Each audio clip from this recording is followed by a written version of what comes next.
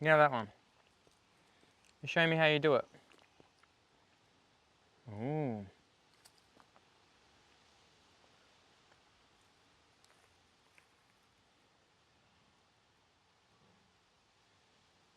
You put that into the garden. Flick it back into the garden a bit. Show me you're eating it, Evie. Sit down. Sit down, Bubs. Dad. That's it. I have to have one more with you. You know I'm going inside now. Oh yeah? What do you got there? What's that? What? What's that? Oh, it's an Where from? What state? You got it. It's Oh. on there. Oh, we just grew them, didn't we? Yeah. No food miles here. Food meters. Food meters.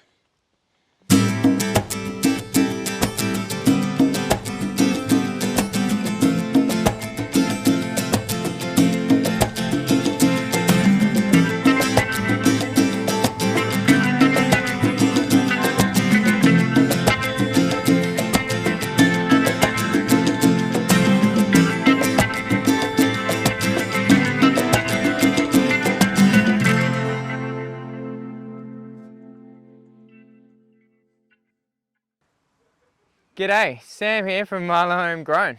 I'm going to talk to you today about why you should be growing bananas even if you're not in the tropics.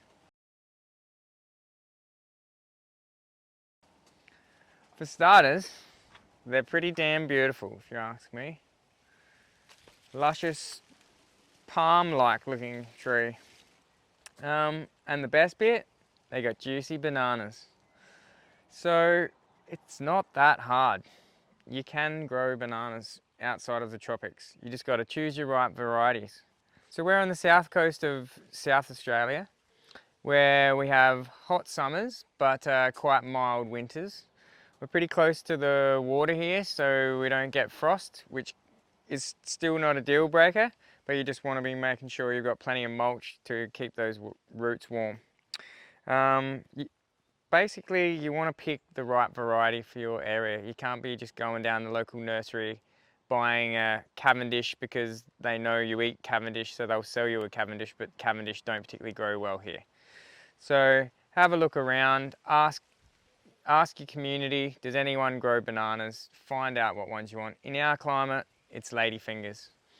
And we got these from a nursery in McLaren Flat. So you grow them from a pup. And once you plant, it'll just expand. You can cut off the pups, replant, which we have done, and it works really well.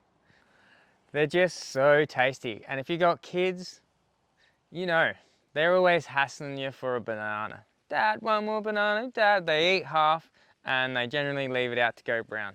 What I like to do is grow my own bananas. I'm alleviating some of this problem. At least, you know, your bananas can go in the compost, they're good for your dirt. There's just something about a banana that feels good. They're so tasty, they're so vibrant, they're yellow.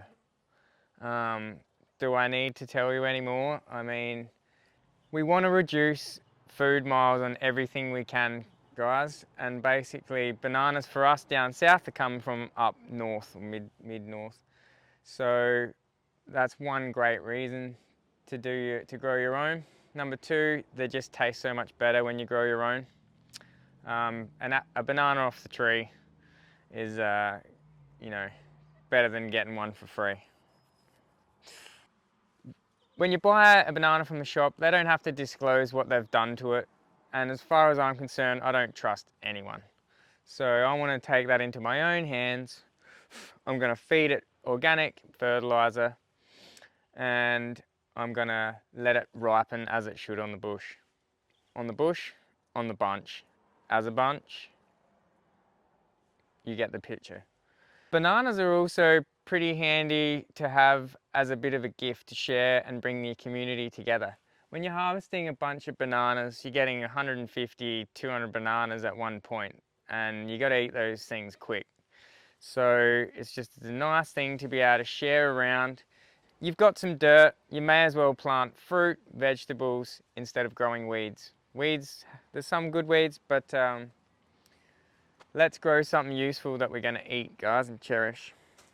Plant story, guys, my banana plants. So we started off, we bought 2 plants that actually came with a pup already on them. So we planted 2 here as one like group, and then another 2 on this side. These here have been planted in the ground for 3 years, and the fruit has been formed. The first bunch formed 9 months ago. So it's just coming back. They kind of formed just before winter, and they've been pretty well dormant, but they're fattening up and it's just coming back into summer. So we're just starting to see a bit of colour turn on that first bunch that came out, and we're looking forward to chopping that down. We always plant a bit of comfrey at the bottom of our most fruit trees. It fixes a little bit of nitrogen, and also it's just a chop and drop mulch. So it's a living mulch, just going to help keep the moisture down to those roots. Remembering that they've come from the tropics, they like their water. So if I go under here, I've got a couple of layers of, that's the first layer of pea straw, then I got some vetch hay on top, and you see it's nice and moist down here. Then there's worms. There's worms in there. So we started off with 2. We're trying to keep it to 1 mother plant. Bananas are only going to produce 1 bunch of bananas before you have to completely remove what they call a pseudo-stem, or the branch that it's produced the bananas, and then the next biggest one will take its turn. So this is why you have to keep on to removing your pups, otherwise you end up with a giant banana patch and not many bananas, because it's not going to put the energy to the fruit. So 2 years ago we took pups from these 2 trees and planted them right over here. I'm going to show you. 13 months after planting them, they started forming their first fruit. And I feel like they were pretty happy in this little microclimate.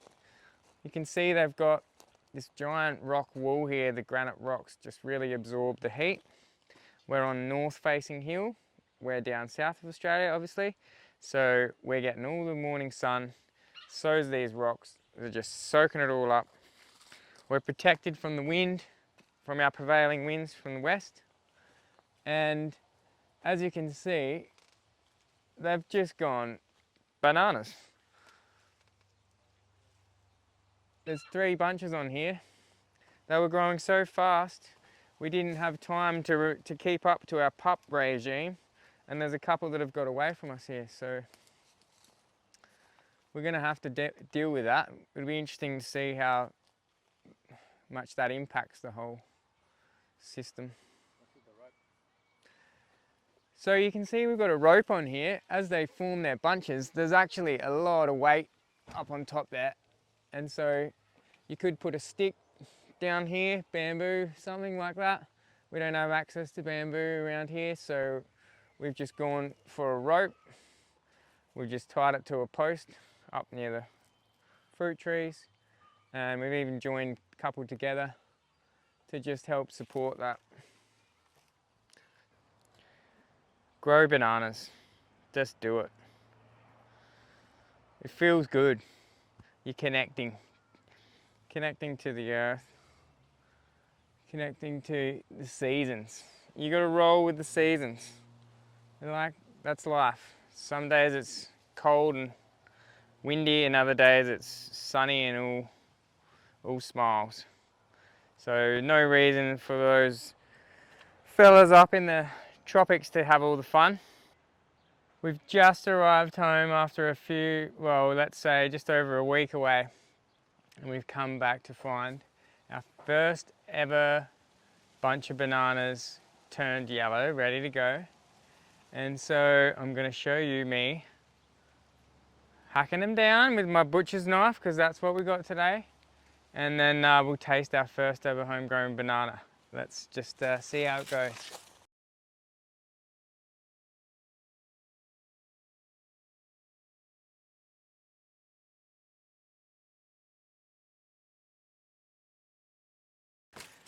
And as you can see, it's quite a large bunch. Some of them are actually going a bit over. But I'm going to show you right now what that tastes like. So I don't care if it's got a little bit of a split on it. I'm hoping it's still going to be pretty epic. So I'm just going to sneak one of these split ones from up. Oh, they're that soft, look, you can't even put them down. Just going to sneak one of these split ones from here. And it's soft, very soft. It smells good. It looks good. I'll compost that.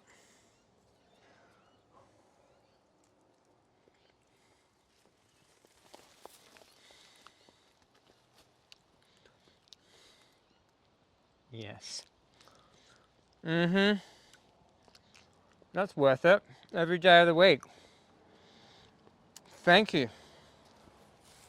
Thank you, thank you. Yeah, it's got a bit of a blister on it, but hey, that is good. I mean, that's real good.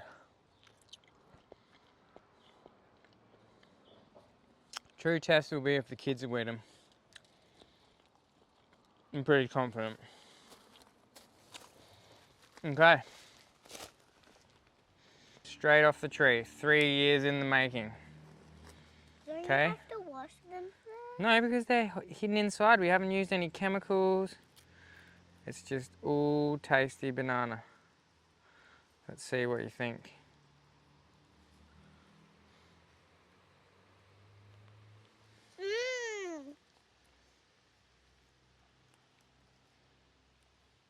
Big bite.